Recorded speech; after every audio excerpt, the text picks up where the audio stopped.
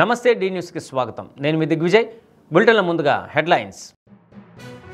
Pulivendula ZPTC ఎన్నికల్లో TDP అభ్యర్థి గెలుపు జగన్మోహన్ రెడ్డి అహంకారానికి గుణపాఠమన్న ఎమ్మెల్యే దామచర్ల జనార్దన్ రావు.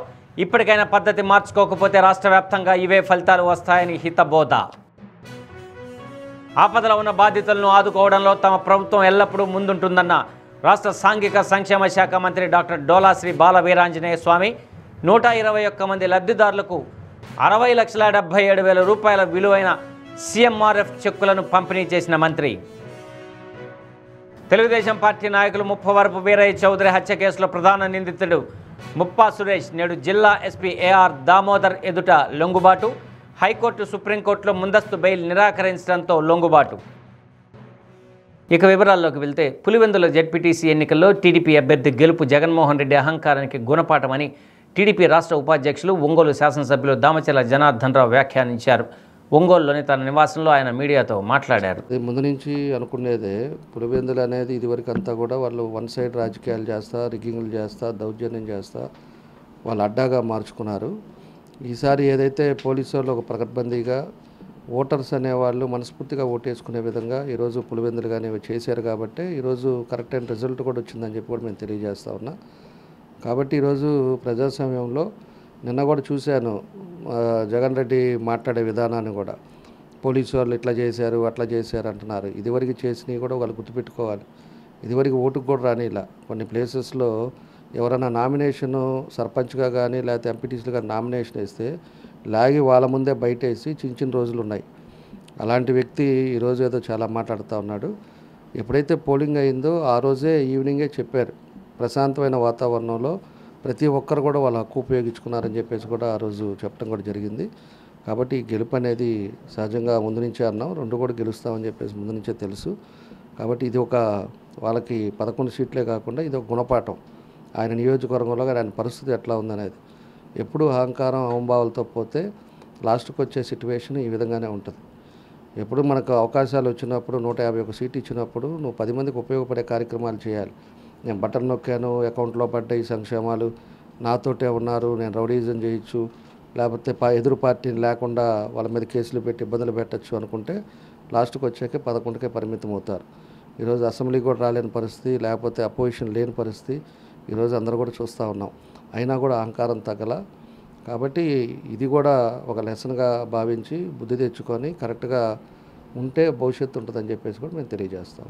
ఆపదలో ఉన్న బాధితులను ఆదుకోవడంలో తమ ప్రభుత్వం ఎల్లప్పుడూ ముందుంటుందని రాష్ట్ర సాంఘిక సంక్షేమ శాఖ మంత్రి డోలా శ్రీ బాల వీరాంజనేయ స్వామి అన్నారు. గురువారం తూర్పునాయుడుపాలెంలోని తన క్యాంపు కార్యాలయంలో 121 మంది లబ్ధిదారులకు 60.77 లక్షల విలువైన సీఎంఆర్ఎఫ్ చెక్కులను మంత్రి పంపిణీ చేశారు. వీటితో పాటుగా బాధితులు త్వరగా కోలుకోవాలని ఆకాంక్షిస్తూ రాష్ట్ర ముఖ్యమంత్రి నారా చంద్రబాబు నాయుడు రాసిన లేఖను కూడా బాధితులకు మంత్రి అందించారు. రాష్ట్ర ప్రభుత్వానికి ఆర్థిక ఇబ్బందులు ఉన్నప్పటికీ రాష్ట్ర ముఖ్యమంత్రి నారా చంద్రబాబు నాయుడు ప్రజల ఆరోగ్యం పట్ల అధిక ప్రాధాన్యం ఇస్తున్నారని మంత్రి స్వామి తెలిపారు. ముఖ్యమంత్రి సహాయ నిధి నుండి చేస్తున్న సహాయమే దీనికి నిదర్శనమన్నారు. తమ ప్రభుత్వం ఏర్పడినప్పటి నుండి ఇప్పటి వరకు కొండపి నియోజకవర్గంలో 631 మంది లబ్ధిదారులకు 5.73 కోట్ల ఆర్థిక సహాయం అందించామన్నారు. పేదలకు ఆరోగ్యపరంగా ఆర్థిక తోడ్పాటు అందించాలన్న సంకల్పంతో రాష్ట్ర వ్యాప్తంగా సీఎం సహాయ నిధి నుండి 450 కోట్ల రూపాయలు ఇవ్వడం జరిగిందన్నారు. ఎన్నికల సమయంలో ఇచ్చిన హామీల మేరకు సూపర్ 6 పథకంలో భాగంగా ఆగస్టు 15న మహిళలకు ఉచిత బస్సు పథకాన్ని ప్రారంభించనున్నట్లు మంత్రి తెలిపారు. రాష్ట్రంలో వర్షాలు విరివిగా పడుతున్నందున ప్రజలు అప్రమత్తంగా ఉండాలని ఈ సందర్భంగా మంత్రి డాక్టర్ డోలా శ్రీ బాల వీరాంజనేయ స్వామి ప్రజలకు సూచించారు. అందరికీ నమస్కారం అండి. గౌరవ ముఖ్యమంత్రి గారు ఈరోజు ముఖ్యమంత్రి సహాయ నిధి నుండి నా నియోజకవర్గంలో 36 మందికి 27,73,000 రూపాయలు పంపిణీ చేయడం జరిగింది. మొత్తం మీద అయితే దాదాపుగా 4,27,00,000 రూపాయలు ఇప్పటివరకు పంపిణీ చేయడం జరిగింది. ఒక ఉదాహరణగా ఆర్థిక పరిస్థితి బాగలేనప్పటికీ కూడాను ప్రజలకి మేలు చేయాలనే లక్ష్యంతో ముఖ్యమంత్రి గారు ఇవన్నీ ఇస్తూ ఉన్నారు. ఈరోజు చూసుకుంటే ఆసుపత్రుల ప్రమాణాలు కూడా మేము మెరుగుపరుస్తున్నాం. త్వరలోనే రాష్ట్రంలోని ప్రతి పౌరుడి యొక్క ఆరోగ్యాన్ని కూడా డిజిటలైజేషన్ చేయబోతున్నాం. దీనికి బిల్ గేట్స్ ఫౌండేషన్ పూర్తి సహకారం ఇస్తుంది. పైలట్ ప్రాజెక్ట్ కింద కుప్పం చేస్తున్నాం. కుప్పం తర్వాత చిత్తూరు జిల్లా రాష్ట్రం అంతా అమలు చేయబోతా ఉన్నాం. ప్రజలు ఆరోగ్యంగా ఉండాలి, ఆనందంగా ఉండాలి, వాళ్ళ యొక్క వైద్య ఖర్చులు తగ్గాలి అనేది ముఖ్యమంత్రి గారి యొక్క సంకల్పం. తదనుగుణంగానే ఇబ్బందుల్లో ఉన్నప్పటికీ చేస్తున్నారు అనే విషయాన్ని తెలియజేసుకుంటూ ప్రజలు ఆరోగ్యంగా ముఖ్యమంత్రి ఆకాంక్ష ఉండాలని కోరుకుంటూ సెలవు తీసుకుంటారు. నాగులుప్పలపాడు మాజీ ఎంపీపీ తెలుగుదేశం పార్టీ నాయకులు ముప్పవరపు వీరయ్య చౌదరి హత్య కేసులో ప్రధాన నిందితుడిగా ఉన్న ముప్పా సురేష్ నేడు జిల్లా ఎస్పీ ఏఆర్ దామోదర్ ఎదుట లొంగిపోయారు. ఏప్రిల్ 22వ తేదీ వీరయ్య చౌదరి తన కార్యాలయంలో ఉండగా కొందరు దుండగులు అతి కిరాతకంగా కత్తులతో పొడిచి హత్య చేసిన విషయం విదితమే. అప్పటి నుండి ప్రధాన నిందితుడిగా భావిస్తున్న ముప్పా సురేష్ అజ్ఞాతంలో ఉండి హైకోర్టులోనూ సుప్రీంకోర్టులోనూ ముందస్తు బెయిల్ కోసం ప్రయత్నం చేయగా 2 కోర్టులు బెయిల్ నిరాకరించడంతో తప్పని పరిస్థితుల్లో జిల్లా ఎస్పీ ఎదుట లొంగిపోయారు. ఈపాటికే ఆ కేసులో నిందితులుగా ఉన్నటువంటి వారికి కొంతమందికి బెయిల్ వచ్చిన తరువాత ప్రధాన నిందితుడు ముప్పా సురేష్ లొంగిపోవడంతో పలువురిలో చర్చనీయాంశంగా మారింది. అద్దంకి నియోజకవర్గంలోని లబ్ధిదారులకు ముఖ్యమంత్రి సహాయ నిధి చెక్కులను మంత్రి గొట్టిపాటి రవికుమార్ పంపిణీ చేశారు. ముప్పవరంలోని క్యాంపు కార్యాలయంలో ముందుగా 49 మంది లబ్ధిదారులకు సీఎంఆర్ఎఫ్ చెక్కులను 7గురికి ఎల్ఓసీలను మంత్రి గొట్టిపాటి అందించారు. అనంతరం పంచాయతీరాజ్ అధికారులతో సమీక్షా సమావేశం నిర్వహించారు. ఈ సందర్భంగా నియోజకవర్గ పరిధిలో జరుగుతున్న పలు అభివృద్ధి పనుల తీరును అధికారులను అడిగి తెలుసుకున్నారు. అభివృద్ధి పనులను త్వరితగతిన పూర్తి చేయాలని దిశానిర్దేశం చేశారు. అదేవిధంగా పొగాకు రైతుకు ఇబ్బంది లేకుండా కొనుగోళ్ల ప్రక్రియను కొనసాగించాలని స్పష్టం చేశారు. ఈ కార్యక్రమంలో అధికారులు ప్రజాప్రతినిధులు పాల్గొన్నారు.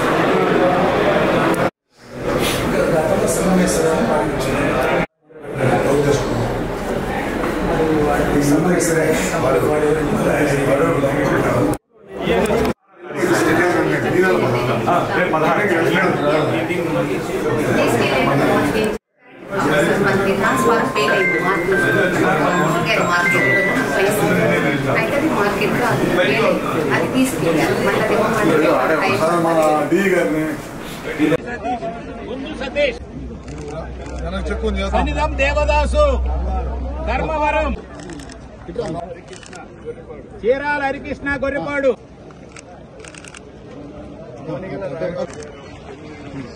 పట్టుకో ప్రధాన ఇటు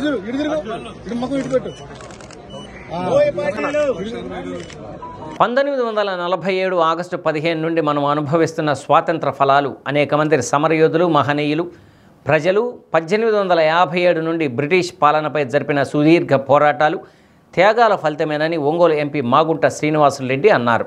ఆ మహోద్యమంలో అనేక పోరాటాలు త్యాగాలు చేసి అసువులు బాసిన వీరులను స్మరించుకొని వారికి నివాళులు అర్పించి ఎల్లవేళలా మన దేశాన్ని కాపాడుతున్న సైనికులకు మనం కృతజ్ఞతలు తెలియజేయాలన్నారు.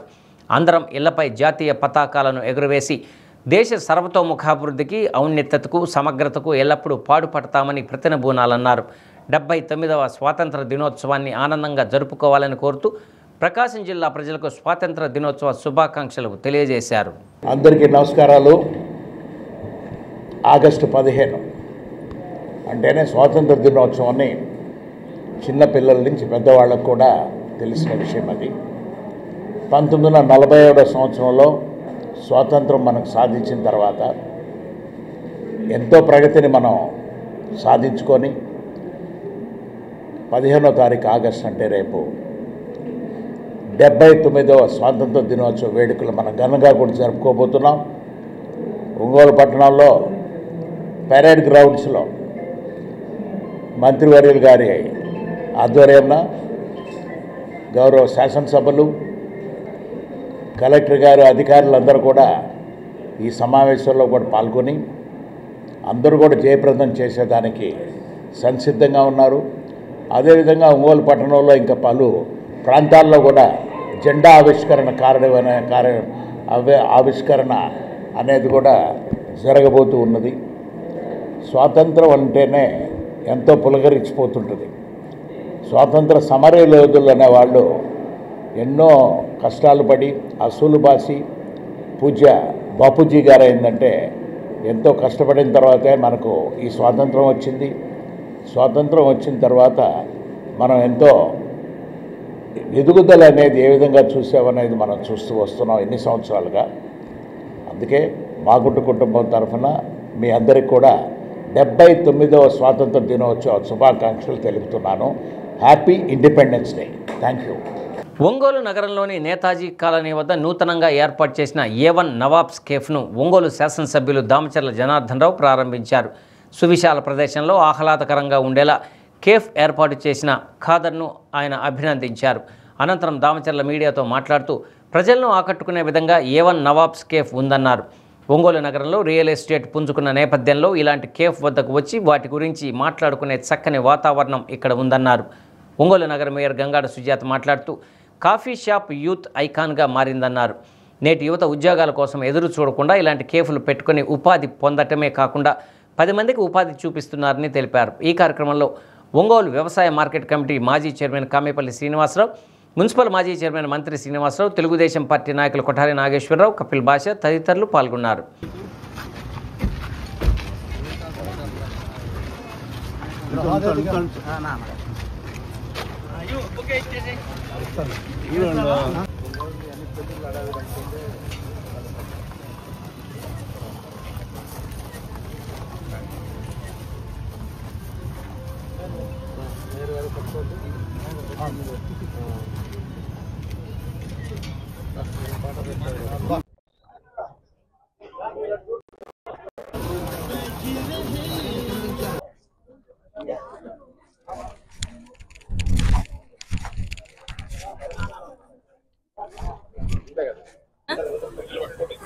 అందరికీ నమస్కారాలు. A1 నవాబ్ కేఫ్ ఈరోజు మా మేయర్ గారు మేము అందరం కలిసి ప్రారంభించడం. ఇక్కడ నేతాజీ కాలనీకి పోయే దారిలో మన సర్వీస్ రోడ్డుకి దగ్గరలో మంచి కాఫీ పాయింట్ పెట్టారు. కాఫీ పాయింట్లో ఈరోజు టౌన్లో అనేక ఉన్నా కూడా కొంచెం పెద్ద ప్లేసు, కొంచెం కూర్చోటానికి మాట్లాడుకోవడానికి అన్ని అవకాశాలు ఉండేటట్టుగా పెద్ద శక్తులు బాగా చేశారు. వాళ్ళు కూడా మనస్ఫూర్తిగా వాళ్ళందరూ కూడా అభినందిస్తూ ఉన్నారు. ఎందుకంటే ఈరోజు రియల్ ఎస్టేటు ఇవన్నీ కూడా పోయినాయి, కన్స్ట్రక్షన్స్ అన్నీ కూడా పెరిగినాయి. దానివల్ల ఏదైనా గ్రూప్ డిస్కషన్స్ ఏదైనా ఉన్నా కూడా కాసేపు కాఫీ తాగుతా మంచి డిస్కషన్ చేయడానికి అన్నీ కూడా అవకాశాలు ఉండేటట్టుగా ఈరోజు ఈ కార్యక్రమం పెట్టారు. వాళ్ళకి మనస్ఫూర్తిగా ఎవరైతే మన ఖాదర్కి మనస్ఫూర్తిగా అభినందిస్తూ బాగా జరగాలని, మంచి పేరు తెచ్చుకోవాలని చెప్పేసి తప్పకుండా తెలియజేస్తూ నా బెస్ట్ విషెస్ తెలియజేస్తాను. ఈరోజు 50 డివిజన్లో నేతాజీ కాలనీకి దగ్గరగా అంటే హైవేకి దగ్గరగా మరి కాఫీ షాప్ అనేది ఓపెన్ చేయడము గౌరవనీయులు మన ప్రీతం నాయకులు గౌరవ శాసనసభ్యులైనటువంటి మన దామచర్ల జనార్దన్ రావు గారు మరి ఓపెన్ చేయడం అనేది చాలా సంతోషం. ఈ మధ్య కాలంలో ఎక్కువగా కాఫీ షాప్స్ అనేది చాలా ఎక్కువగా మనం ఓపెన్ చేసాము. దానికి అందరూ కూడా ఇప్పుడు యూత్ ఐకాన్ అయింది కాఫీ షాప్. మనకి ప్రతి చోట కూడా మనం ప్రభుత్వాల మీద మరి ఉద్యోగాల కోసం ఆధారపడకుండా వాళ్ళ సొంత కాళ్ళ మీద మరి ఖాదరు నిలబడి మరి 10 మందికి కూడా ఉపాధిని కల్పించే విధంగా ఇక్కడ మంచి కాఫీ షాపు, మంచి అట్మాస్ఫియర్, అలాగే అందరూ కూడా సాయంకాలం కానివ్వండి బాగా ఖాళీగా ఉంది కాబట్టి కూర్చోడానికి మాట్లాడుకోవడానికి అవకాశం ఉంటుంది కాబట్టి మంచి యూత్ని అట్రాక్ట్ చేసే విధంగా ఈ కాఫీ షాప్ని ఏర్పాటు చేశారు. అది మా చేతుల మీదుగా ఓపెన్ చేసినందుకు మేము ముందుగా వాళ్ళకి కృతజ్ఞతలు. అలాగే ఇలాగ మంచి కాఫీ షాప్ ఓపెన్ చేసి 10 మందికి ఉపాధి కల్పించినందుకు మీకు మరొకసారి అభినందనలు తెలియజేసి సెలవు. తర్వాత నేను సీనియర్ గా వర్క్ చేస్తున్నాను ఆడిట్ డిపార్ట్మెంట్ లో. మా అల్లుడు మా బాబు ఇద్దరు కలిసి కేఫ్ ఓపెన్ చేస్తున్నారండి. దానికి మీరు రావడం అనేది నాకు ఎంతో ఆనందకరమైన విషయము. చాలా చాలా హ్యాపీగా ఫీల్ అవుతున్నాం మేము. దాని తగ్గట్టు కూడా ఏంటంటే ఇక్కడ ఉన్న దీనికి కేఫ్ కి అందరూ కూడా వచ్చి మాకు ఎంతో ఆనందపరిచి మమ్మల్ని ఎంతో ఆహ్లాదపరిచినారు. అందరూ కూడా ఇట్లాగే వచ్చి ఇక్కడ ఉన్న వాళ్ళు కూడా చుట్టుపక్కల వాళ్ళు వచ్చి మా కేఫ్ ని ఇంకా అభివృద్ధి చేయాలని కోరుకుంటున్నాను. ఇప్పుడు కొన్ని వాణిజ్య ప్రకటనలు.